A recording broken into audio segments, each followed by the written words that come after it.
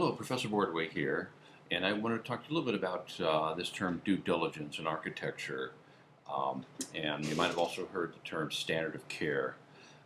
And of course, this is referring to all the services that should be rendered on behalf of the architect in a professional manner.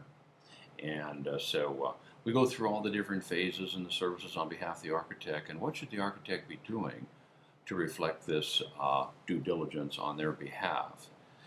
And you can start off with the first meeting between the architect and the client or the owner.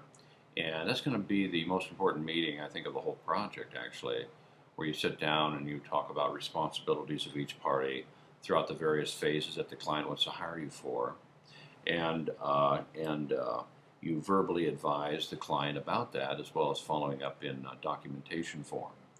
And so in this pre-design phase, for example, before designs even began and such, it could be an early stage of the project, you're reflecting to the client all of the specific responsibilities that you, as the architect, would be taking on, as well as the responsibilities of the client. Okay. And most clients or owners feel that they're hiring the architect to do their work for them, and that's not true. So we have to kind of lay that out right away to the client that we are here as to represent ourselves as architects and the specific services that we do and so on. But you, as the owner, need to be at all the meetings and make all the decisions that need to be made appropriately at appropriate times, so that we're not delaying the project. And this is where half of the clients are going to say, well, wait a minute, that's why I hired you to go to those meetings for me and keep me up to date and about the progress of the project and that type of thing. And then again, that's what we have to say, no, you hired us to do architecture, not to be your representative. There is a difference between the architect representing themselves and the owner representing themselves. Architects legally should not really represent the owner. In other words, take on the power of the owner. We can look out for the best interests of the client, and that type of thing, but when we're sitting there in meetings making owner decisions for them, we're in the wrong seat, so to speak. And so it's a matter of communicating this to the client in your first meeting. I use client and owner synonymous, by the way, in my talks. And so you're communicating with the owner about them being at all meetings that need to occur on this project, so that we can have their direction as we need it progressively, so as not to delay the project and such. And if they cannot make all of those meetings, then they need to hire a legal representative, one that can legally represent them, not so much an attorney, but an individual that has their power or can make decisions on the owner's behalf, okay, in their absence. And then that way, that just takes you out of the hot seat. So that's important to do, and communicate that right away to the client. And there's some things we talk about in this first meeting, and that's one of them. And another, of course, is the budget and the schedule of the client. And I ask about 3 days prior to this meeting, I email a list of all the things the client should bring with them to this first meeting in written form. I used to take notes on that information in the past, but not anymore, because it's a different tool when it's submitted to you as the architect by the owner in written form.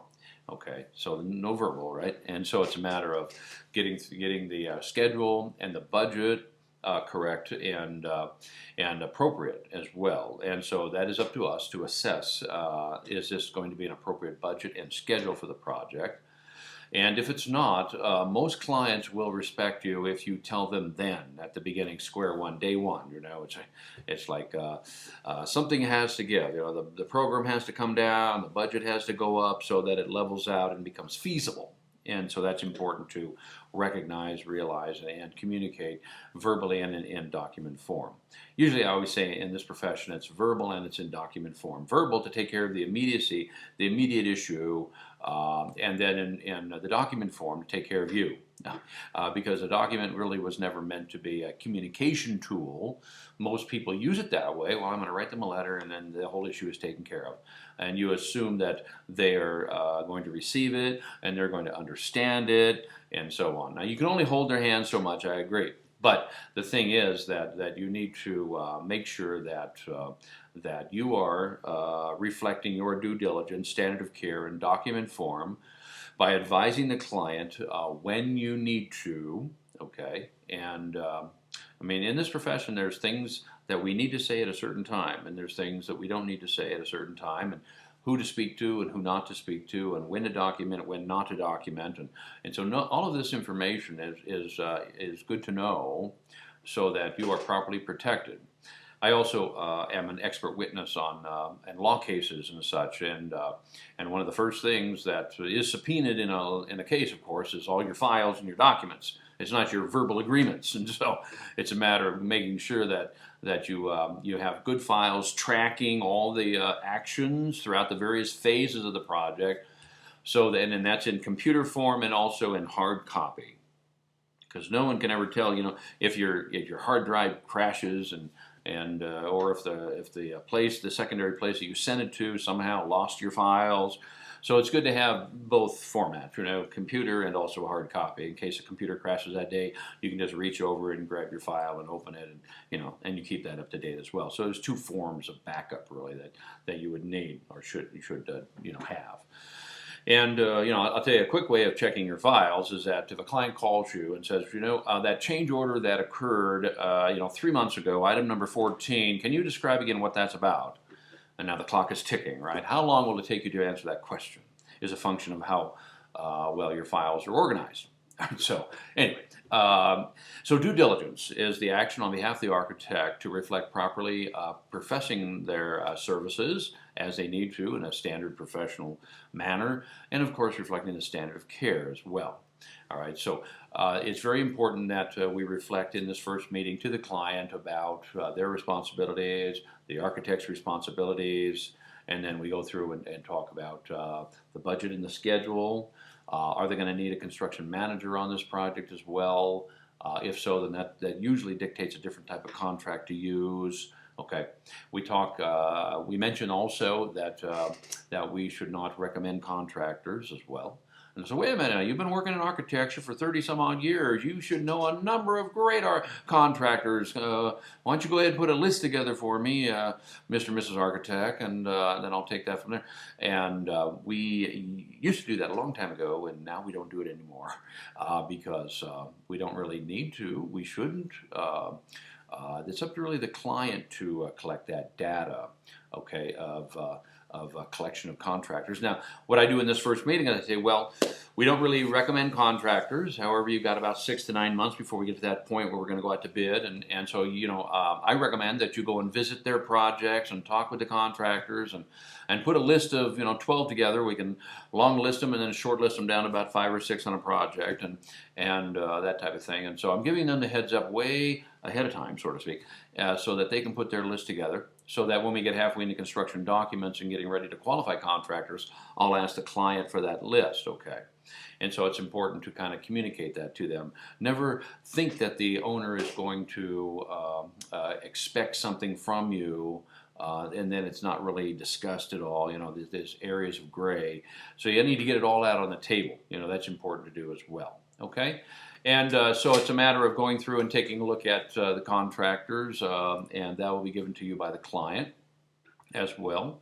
What level of quality does the client want? So this first meeting is very important, and we're going to, of course, have meeting minutes as well, indicating all the issues that were discussed and that type of thing as well. And then we're going into the other phases, the future phases after that, of course, which would be normally site analysis and schematics and design development and such. And as you're going through these various phases, whatever products you're generating, the progress levels of products you're generating, you should be submitted to the client as well, progressively. Okay, so that's important to do. To understand, and the client needs to understand that as well. Sometimes clients will say, well, you don't need to send me the documents, I trust you, and I'm sure it'll be good design and so on. And then of course we need to say, well, no, by law I need to progressively submit the documents to you for your confirmation that you received them progressively, you signed off on them. Any comments you have, mark on those. and we go from there. So, like in our early stages of the project, where we're meeting with our consultants, I'll sit down and talk with them, indicating that I need the big five from them progressively at 20, 40, 60, 80%. And the big five would be the documents that we're generating, which would be drawings, specs, calcs, reports, and their cost estimation. And I'll normally get 3 sets from them, or they can email it or T-line it, whatever, and I'll generate the documents on this end. But I'm sending 2 copies to the owner for their review progressively at 20, 40, 60, 80%, getting them to sign on the documents, confirming the fact they received them, they saw them, then they commented on them, okay, and then that'll be sent back to me. One time, halfway in the construction documents, I had a client come up to me and say, where'd you get that floor plan? I didn't approve it. And I know they did, but I had nowhere to go to confirm they did. And so, I call this the days of the silly stuff. And so now it's a matter of making sure that we are progressively receiving sign-offs and confirmations, doing the due diligence from the client, making sure that they're getting acclimating themselves to eventually understand what they are going to get, the end product, the building. And so it's very important, okay, that the due diligence be generated to reflect the properly practice of architecture, okay. And so, sometimes when things happen, then you start thinking about, how did that project get over budget or something like that, And then you go back at all your files, and here's where the client made this change, and here's where the client made this change, and here's where the client made this change. And then you bring all that information to the meeting, to the table, and basically you mention all the reasons why the project is over budget, and the client's going to hit you right about here and say, well, is there a reason why you didn't mention that the budget was being affected when I stated those things way back when? And it's and so it goes back to, you've got to mention issues when they're happening. It doesn't hold any water. It doesn't hold any water when basically we mention it after the fact. Okay, so we've got to end up making sure that we're commenting as we need to. As any good attorney or judge will basically indicate to you, the lack of action in certain situations like this is considered to be action, which is negligence. And so it's a matter of making sure that when a client affects the budget and or schedule in any way, or we feel they do, then we say, okay, well, wait a minute, let me research that, because I think you just affected the budget and the schedule, or the level of quality, or the design integrity, or, so we got to speak up, all right? You be there, be present at the meeting, at the job site, with the client, progressively receiving their sign-offs, okay? You never want a client to come back to you and say, well, you never did inform me about that, or I would have done it another way, And so keep in mind there's only 2 entities we take direction from, and one would be the agency. We follow all the laws, codes, regulations, standards, ordinances, and issues like that, and make sure that the documents are in conformance. And the second entity would be the client, the owner. Okay, so as I communicate to the client, direction has been given to me by the agency in the form of laws, codes, regulations, and standards, and I will be coming to you for all of the other decisions, all right? And so as an architect, I'm a presenter, informer, educator, recommender, advisor. I don't decide anything regarding those issues, okay? And so I communicate this to the client as well. And so the client needs to understand that they are the ones that need to be making these decisions. Now, it's up to me as the architect to make sure that they are receiving all the information they need to have to properly make a decision. Now, where do we draw the line on that? I mean, we can go on forever. And so that's where experience and agreement, okay, you've got all the proper information to make a decision here regarding the structural system or the HVAC system. Okay, Mr. and Mrs. Client, what's it going to be?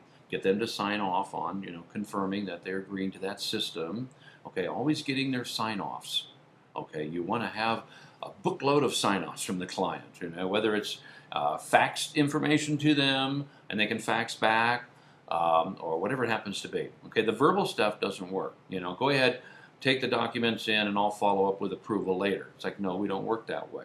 So in the first meeting with the client, going back, talking about fee schedule, talking about when we need approvals, all of that, okay, to reflect the proper standard of care and the due diligence. Okay, now the due diligence also will be continuously checking the documents for accuracy, conformance, compliance as well. Okay, making sure that we are on with our information and confirming that with the client. Visiting the job site progressively during construction phase at intervals to the stage of construction, as AIA calls it.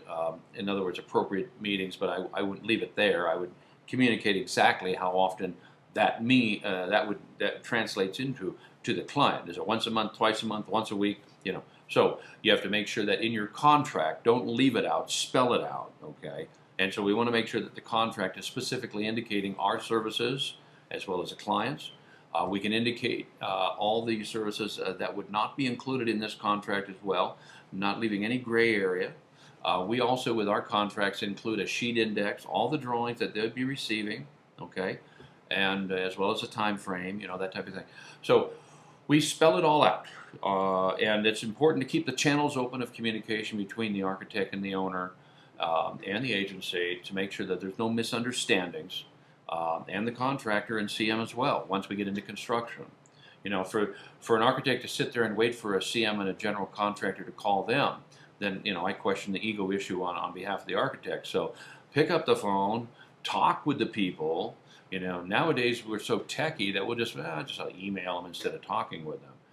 You'd be amazed when you have a conversation, a verbal live conversation with someone, how much information really is disclosed, which translates probably to about 100 emails. And so it's a matter of, can you just pick up the phone, keep in touch with all the parties you need to, all right, and watch out for not or speaking with people that you should not be speaking with as well.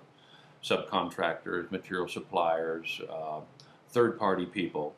You know, when the client asks you to go to the meeting for them and meet with the future tenants of a building or something like that, then of course that's how I have to communicate with the client. I'm sorry, I can't do that. I can facilitate, set up the meeting, but the real meeting is between you and those people. I don't want to get in the middle of that. I call it crossfire. It's a dangerous position. And so as long as the client is advised and informed about what they need to do, should do, responsibilities and such, then that's good to know as well, all right? And so everything on the table, channels of communication open, keep your confirmations in written form, approvals from the client progressively as well, okay? And stay on top of the project, and usually it runs pretty smooth if you can get to that level of due diligence, all right? All right, take care, and we'll talk to you a little later.